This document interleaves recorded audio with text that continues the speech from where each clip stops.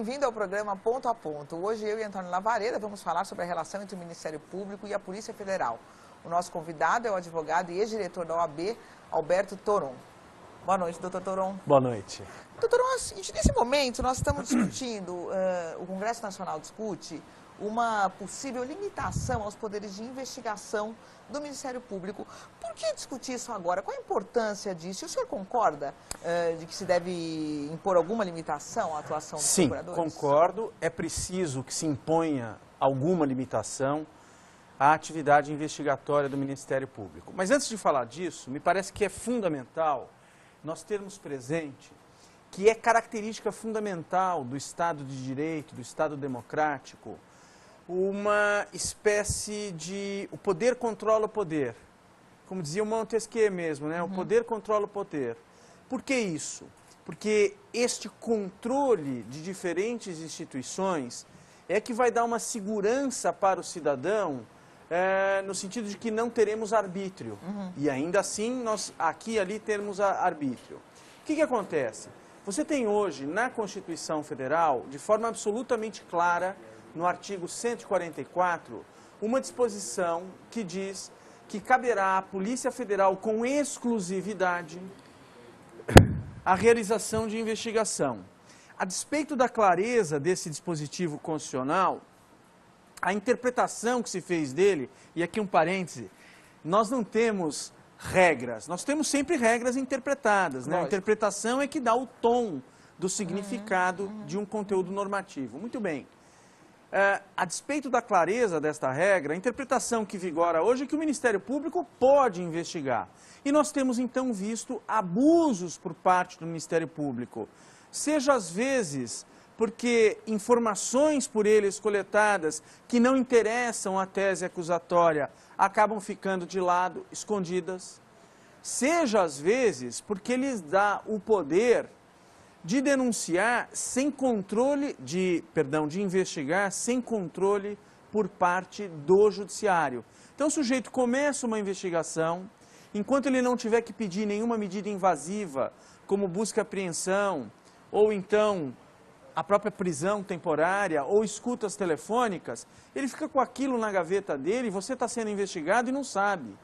Ao passo que quando a polícia instaura um procedimento investigatório, ela tem a obrigação de, em 30 dias, levar o procedimento ao judiciário para passar pelo crivo do judiciário. Porque o Estado de Direito não se compraz, não se afina com abusos em matéria do poder de investigação. Resumindo um pouco essa história, o que nós podemos dizer é o seguinte: é importante que nós tenhamos polícia e Ministério Público, porque de alguma maneira um órgão controla o outro. Se a polícia produzir um documento, interesse ele ou não ao Ministério Público, o documento está lá, porque pode interessar ao investigado. Mas eles, no fim das contas, não são investigados pela Justiça, ainda que uma investigação inicial não seja do conhecimento da Justiça, mas quando ela vai tomando corpo, acaba sendo quem vai dar a palavra final é a Justiça, afinal de contas. O Ministério Público não tem o poder de condenar. Então, isso, quando vai para a Justiça, a defesa vai poder apresentar todas essas provas que eventualmente foram deixadas de lado. Então, o controle, já não existe um controle feito pela Justiça sobre o... Existe, mas é pequeno, porque muitas coisas se passam, às vezes, ao longo de uma investigação, ao largo do Judiciário. Daí a importância de nós termos uma instituição que é titular da ação penal, que pode até dizer, olha, é preciso investigar aqui e ali, orientando as investigações, mas outra instituição é aquela que investiga. Mal comparando, Mônica, muito se falou no Brasil da importância de se unificarem as polícias, civil e militar. No meu modo de ver, é uma garantia para o cidadão, sobretudo para o cidadão pobre, que nós tenhamos duas polícias. A PM pega um sujeito na rua, bate no sujeito, espanca o sujeito. Quando ele é levado para a Polícia Civil, o policial civil, eu não vou receber esse cara estourado, a responsabilidade vai ser minha. Então o PM, antes de bater em alguém, ele sabe que ele vai ter que levar para a delegacia, e o delegado não vai segurar a onda dele, do abuso que ele cometeu. Então você tem um controle das polícias, reciprocamente exercido, da mesma maneira que o policial militar, quando leva uma ocorrência para a Polícia Civil, o policial civil não pode engavetar aquilo, porque o policial militar fez uma ocorrência. Ok. Então, você tem um controle e contra-controle. A mesma coisa se passa, no meu modo de ver, entre Ministério Público e Polícia Federal. Eu queria, Mônica, fazer um parênteses que me parece importante também. Nós temos, há muitas décadas, no âmbito do judiciário estadual, aliás, dos judiciários estaduais, a figura do corregedor da Polícia Judiciária.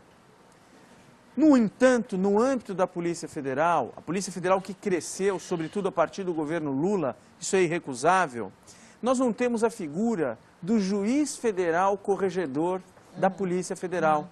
Eu, desde o tempo que fui conselheiro federal da OAB, me bati pela necessidade de nós termos a figura do juiz corregedor da Polícia Federal. Para ter controle. Okay. Então, resumindo, a sociedade precisa do Estado aparelhado com instituições eficazes para investigar e reprimir? Sim, precisa, fora de dúvida. Mas também o cidadão, na outra ponta, precisa ter garantias de que este poder não é exercido de forma ilimitada e, portanto, não vai cometer arbítrio. Agora, doutor, hoje nós vamos analisar trechos de 3 pesquisas de opinião pública. Uma foi realizada pela Escola de Direito de São Paulo e pela FGV sobre a confiança na justiça. Outra sobre a imagem das instituições brasileiras, feita pela Opinião, Consultoria e pela AMB. E uma terceira sobre percepção social relacionada à segurança. Lavareda. Começando pela pesquisa sobre confiança nas instituições. É um ranking parecido com o estabelecido por outras pesquisas, nos mostra que 71% dos brasileiros confiam nas Forças Armadas, a seguir vem a Igreja Católica com 56%, e bem próximo à Igreja Católica o Ministério Público com 53%, ou seja, em relativamente curto espaço de tempo, né, na história da democracia brasileira, o Ministério Público já consegue ser uma instituição bastante reconhecida, à frente inclusive da imprensa, dos jornais, e à frente também das polícias, que aparece na 7ª posição com 38%. Depois, numa outra tela dessa pesquisa realizada pela AMB, Associação dos Magistrados Brasileiros, nós vamos ver que praticamente 52% dos brasileiros não sabem a diferença entre Ministério Público e Poder Judiciário. 52% sabem, 44% não sabem. Na verdade, a boa parte dos brasileiros, o Ministério Público é um órgão, é um instrumento um órgão do Judiciário, do né? Poder Judiciário. Numa outra tela ainda, de outra pesquisa, também patrocinada pela AMB, se pergunta qual instituição deveria ser mais relevante no combate à corrupção especificamente. Polícia Federal e Ministério Público aparecem ali em situação bastante aproximada, Polícia Federal um pouco à frente, com 25,1%, Ministério Público com 22,8%, e depois a sociedade, e depois os demais não sabem. Mas eu queria lhe fazer uma questão que complementa um pouco um tópico que a Mônica abordou antes. Resgatando alguns dados, segundo alguns levantamentos, os inquéritos concluídos na área penal no Brasil, conduzidos pela polícia, não ultrapassariam 5% deles, do total deles, segundo alguns levantamentos. Esses levantamentos também indicam que, em boa parte, esses inquéritos são mal conduzidos ou têm uma qualidade discutível, boa parte deles, o que termina prejudicando o trabalho da justiça ou, por outra, facilitando o trabalho dos advogados, dos acusados. Não é hora, e talvez a participação do Ministério Público sob essa ótica, será que não poderia ajudar, pelo menos, a qualidade da condução desses inquéritos, colocando-se um pouco ao lado dessa sua preocupação de equilíbrio de poderes, essa coisa que você evocou, Montesquieu? Lavareda, olha, eu entendi sua pergunta e queria te dizer o seguinte: sob a ótica de quem está preocupado com a eficiência dos inquéritos policiais, leia-se, com a qualidade e a eficiência dos inquéritos policiais, não é a intervenção do Ministério Público que vai dar o tom. Por quê? Porque hoje o Ministério Público já intervém no procedimento investigatório. Intervém como? Ele pode intervir requerendo a realização de diligências. Ele pode intervir no controle externo das polícias civil e federal que ele tem. Então não me parece que vai ser uma coisa mágica como um... Mas só uma pergunta para esclarecer a mim e ao Claro, espectador. claro. Essa intervenção do MP dos promotores é após a conclusão do inquérito, Não, na fase, não, durante não. ainda a Durante condução do inquérito? Durante o inquérito, quando os autos são remetidos para o Ministério Público, para a renovação daquilo que nós chamamos de dilação do prazo, ou seja, para a concessão de novo prazo para a polícia prosseguir nas investigações, isso às vezes dura anos. Então, a cada mês ou a cada 60 dias, conforme se estipula, a lei fala em 30 dias, os autos são remetidos ao Ministério Público, que vai ver como é que esse inquérito está andando. E se o inquérito está andando mal, ninguém faz nada, o promotor ou o procurador da República podem perfeitamente lançar uma manifestação reclamando providências, dizendo a autoridade não se conduz com adequação. Há, em tese, até uma prevaricação. Então, o Ministério Público já pode fazer isso hoje. Ele não está excluído do jogo investigatório. Mas hoje o que ele faz? Ele vai além disso, ele mesmo faz as diligências e ele mesmo pode... Exatamente. Ele mesmo tem feito diligências, nomeadamente, ele mesmo tem conduzido, às vezes com a Polícia Militar, buscas e apreensões requeridas no Judiciário. Ele mesmo tem ouvido testemunhas, forma-se aquilo que nós chamamos de procedimento criminal diverso ou procedimento investigatório criminal, que dá no mesmo.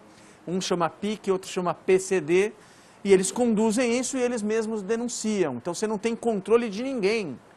Ao passo que, com o inquérito policial, você tem uma outra instituição envolvida. É verdade, sim, alguns inquéritos não vão bem. Se nós pensarmos que do universo da criminalidade nós temos uma enorme cifra negra por quê? Coisas que não chegam ao conhecimento de ninguém, nem da própria polícia. A vítima sofre uma violência e sequer leva a polícia. Meu irmão mesmo ainda teve a fábrica objeto de um furto, de madrugada, foi furtada. Ele só levou ao conhecimento da polícia por meio de um boletim de ocorrência para fins de seguro, porque ele, e nem eu, ele não tem a menor expectativa de que a polícia venha deslindar.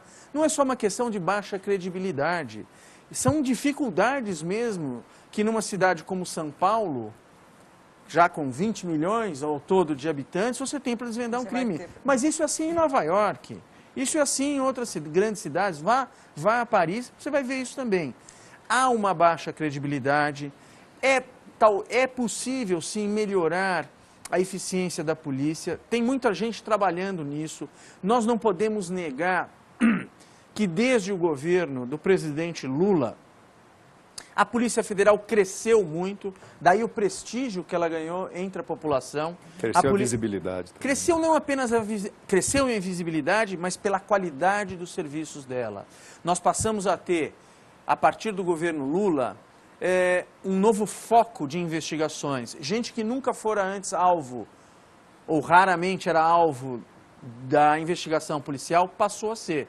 Nós tivemos, eu não vou citar nomes, mas pessoas de muita expressão que se sentaram no banco dos réus, que foram presas, e enfim, um trabalho que a Polícia Federal desenvolveu, nem sempre exitosamente, porque aí veio um outro problema, como quem se lambuza indo pela primeira vez ao pó de mel.